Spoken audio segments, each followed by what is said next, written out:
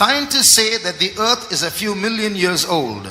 విజ్ఞానిகள் சொல்லுகிறார்கள் இந்த பூமி சில లక్ష வருஷங்கள் పழமையானది என்று. శాస్త్రజ్ఞులు అంటున్నారు ఈ యొక్క భూమి యొక్క వయసు కొన్ని million సంవత్సరములని. But the Bible says that it is only about 6000 years old. ஆனால் வேதாகமமோ ஏறக்குறைய இந்த பூமி 6000 வருஷம் పழமையானது என்று சொல்லுகிறது. కానీ బైబిల్ గ్రంథం అంటున్నది భూమి యొక్క వయసు 6000 సంవత్సరములని. Can you prove this is the question. இதை நாம் நிரூபிக்க முடியுமா? దీనిని నిరూపించగలమా అన్నది ప్రశ్న. Now this is a war that is going on all over the world. இது முழு உலகத்திலும் நடந்து கொண்டிருக்கிற ஒரு யுத்தம். ఇది సర్వలోకములోనూ జరుగుతున్నటువంటి యుద్ధం. One day a school teacher was proving to his class that evolution is false, it's a lie, and there's so much of evidence for creation. ஒரு முறை ஒரு பள்ளி ஆசிரியர் தன்னுடைய மாணவர்களுக்கு இந்த பரிணாம வளர்ச்சியின் கொள்கை அதெல்லாம் ஒரு மிகப்பெரிய பொய், தேவன் இந்த பூமியை சிருஷ்டித்தார், அந்த சிருஷ்டிப்புக்கு ఆధారాలు இருக்கிறது என்று அவர்களுக்கு నిరూபிக்க ముయற்சி செய்தார். ఒక సందర్భంలో ఒక స్కూల్ టీచర్ తన యొక్క పిల్లలతో పరిణామ సిద్ధాంతం అన్నది తప్పు, దేవుని యొక్క సృష్టి మూలముగా మాత్రమే కలిగినది, దానికి అనేక ఆధారములు ఉన్నవి అని చెప్పుచు తన యొక్క పిల్లలతో మాట్లాడుచున్నది. In 2-3 days the teacher came in the news and criticizing the teacher was an article in the newspaper. The title was Teaching or Preaching. 2-3 நாட்களில் இந்த ஆசிரியர் செய்தித்தாளில் அவரை பற்றி செய்தி வெளியிடப்பட்டது, அவர்களை குறித்து ஒரு கட்டுரை எழுதப்பட்டது. நீங்கள் పాఠం కచ్చి కొడుకురీர்களா இல்லை ప్రసంగం பண்ணுகிறீர்களா? ఈ టీచర్ ఈ రీతిగా పిల్లలకు బోధించుచున్న కార్యము ఒక 2-3 దినముల తర్వాత వార్తాపత్రికలో ఏ రీతిగా వచ్చిందంటే మీరు ప్రసంగిస్తున్నారా లేక బోధిస్తున్నారా? So even if you try to prove what the Bible says, they will call it preaching. நீங்கள் ஒருவேளை வேதம் சொல்லுகிறது உண்மை என்று நிரூபித்தால் கூட அவர்கள் இதை பிரசங்கம் என்று தான் சொல்வார்கள். మీరు బైబిల్ గ్రంథం అనేది నిజమో అని ఒకవేళ మీరు నిరూపించుటకు మాట్లాడినప్పటికీ అది ప్రసంగం అని అంటారు. Still in a small way I want to give you some evidence. ஆனாலும் ஒரு சிறிய விதத்தில் நான் உங்களுக்கு சில ஆதாரங்களை கொடுக்கிறேன். ఒక చిన్న రీతిగా మీకు ఒక ఆధారంను మీకు ఇవ్వగోరుచున్నాను. But there's one correction on this question. ஆனால் இந்த கேள்வியில் ஒரு சின்ன திருத்தம் செய்யப்பட வேண்டியிருக்கிறது. కానీ ఈ ప్రశ్నలో ఒక చిన్న దిద్దుబాటు. The Bible does not say the earth is 6000 years old. The Bible says man is 6000 years old. The earth is older, maybe about 10,000 years. இந்த உலகம் 6000 வருஷம் ஏறக்குறைய பழமையானது என்று வேதம் சொல்வதில்லை. மனிதன் 6000 வருஷங்களுக்கு முன்பாக சிருஷ்டிக்கப்பட்டான் என்று தான் சொல்லுகிறது. இந்த பூமி அதை விட சற்று வயது உள்ளதாக இருக்கலாம், ஒருவேளை 10,000 ఆండుகள் அப்படி இருக்கலாம். ఇక మనుషుడు ఇక భూమి అన్నది 6000 సంవత్సరముల వయసు గలది లేక 6000 సంవత్సరముల పాతదని వాక్యం చెప్పడలేదు. కానీ పరిశుద్ధ గ్రంథములో చెప్పబడుచున్న కార్యము మనుష్యునికి మాత్రమే 6000 సంవత్సరముల వయసు ఉన్నది.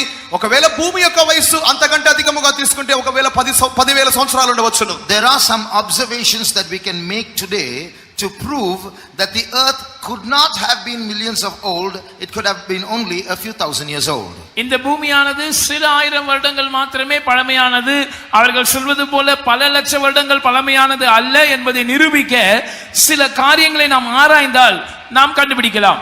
భూమి అన్నది వారు చెప్పుచున్న రీతిగా ఎన్నో లక్షల సంవత్సరముల పాతది అని వారు చెప్పుట కంటే భూమి అన్నది కొన్ని 6000 సంవత్సరములు లేక 10,000 సంవత్సరములకు మాత్రమే వయసు కలిగిన చెప్పుటకు కొన్ని కార్యములు కలవు. For example, look at the population of the world today.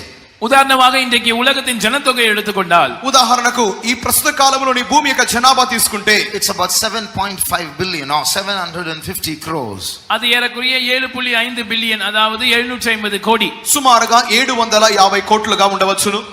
In 1810 1810 ஆண்டில் 1810వ సంవత్సరమందు the population was 1 billion.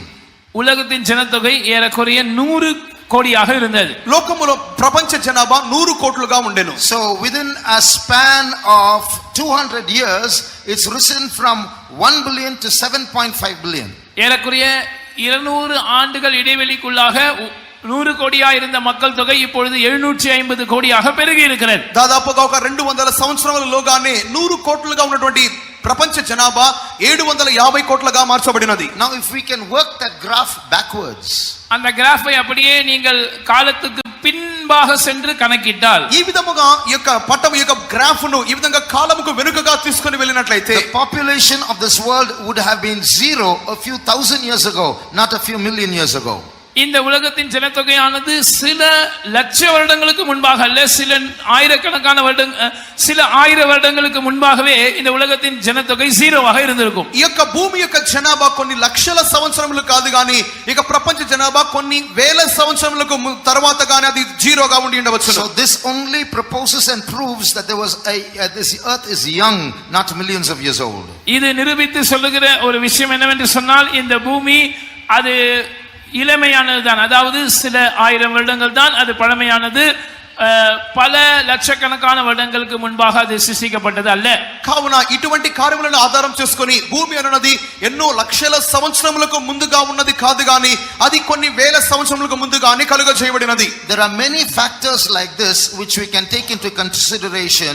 Looking at the current changes, we can work backwards and find out the age of the earth. இப்படிப்பட்ட பல கணக்குகளை நாம் செய்யலாம். இன்றைக்கு இருக்கிற நிலவரத்திலிருந்து அப்படியே காலத்துக்கு பின்னாக போனால் நாம் பல காரியங்களை கண்டுபிடிக்கலாம். ఈ విధముగా పలు విధములుగా మనం లెక్కలు వేయవచ్చు. మనకి పరిశోధన మూలముగా కొన్ని కార్యములు దీనిలో కనుగొనవచ్చు. For example, another example would be the salt content in the sea is increasing every year. இந்த உலகத்தில் இருக்கிற சமுத்திரங்களின் தண்ணீரை எடுத்துக்கொண்டால் அதில் இருக்கிற உப்பின் அளவானது ஒவ்வொரு வருஷமும் அது அதிகரித்து கொண்டே இருக்கிறது. ఈ యొక్క భూమి మీద ఉన్నటువంటి సముద్రములోని ఉప్పు పరిమాణం అన్నది అది ఒక్కొక్క సంవత్సరం అధికమగుతూనే ఉన్నది. Work backwards, you get a young earth. நீங்கள் அதை அப்படியே பின்பாக சென்று கணக்கிட்டால் இந்த பூமி அவ்வளவு பழமையானது அல்ல என்பதை நாம் நிரூபிக்கலாம். ఆ విధముగా మీరు కొద్దిగా వెనక్కి వెళ్తూ ఉండండి. భూమి అన్నది అంత పాతదేమీ కాదని మీకే తెలుస్తుంది. The Sahara desert is expanding every year. Sahara பாலைவனம் ஒவ்வொரு ஆண்டும் அது பெரிதாகி கொண்டே போகிறது. సహారా ఎడారి అన్నది ప్రతి సంవత్సరము పెరుగుతూనే ఉన్నది. Work backwards, you get a young earth. நீங்கள் காலத்துக்கு சற்று பின்பாக போய் கணக்கிட்டால் இந்த பூமி ரொம்பவும் பழமையானது அல்ல என்பதை நீங்கள் புரிந்து கொள்ளலாம். కాలముకు కొద్దిగా మీరు వెనక్కు వెళ్ళినట్లయితే ఈ భూమి అంత పాతదేమీ కాదు. The distance between the moon and the earth is increasing every year. ஒவ்வொரு வருஷமும் சந்திரனுக்கும் பூமிக்கும் இடையே இருக்கிறதான தூரம் அதிகரித்து கொண்டே இருக்கிறது. ఒక్కొక్క సంవత్సరము కూడా చంద్రునికి భూమికి ఉన్నటువంటి దూరం అధికమగుతూనే ఉన్నది. In the same way, there's a lot of dust settling on the moon every year. அதே போல ஒவ்வொரு ஆண்டும் சந்திர மண்டலத்தின் மேல் சந்திரனின் மேல் దూసి పడింది கொண்டே இருக்கிறது. ప్రతి సంవత్సరము కూడా చంద్రుని మీద ఇక దుమ్ము అధికమగుతూనే ఉన్నది. The Niagara Falls is doing a work of erosion on the rocks every year.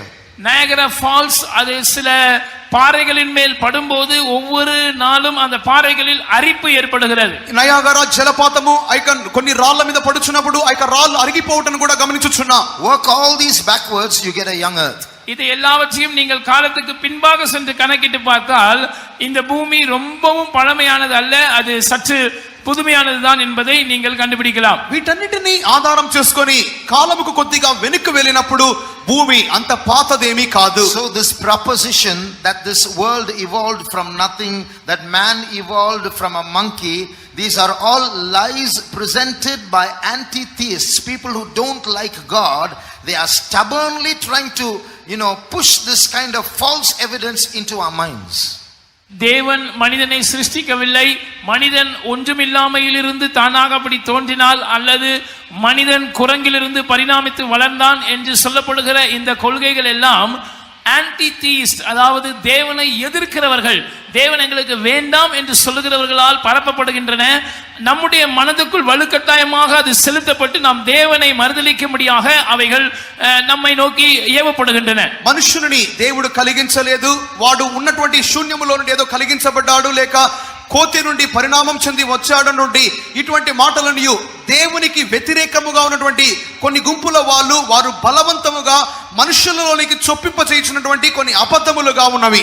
There are thousands of scientists who propose and say creation is true, the Bible is true.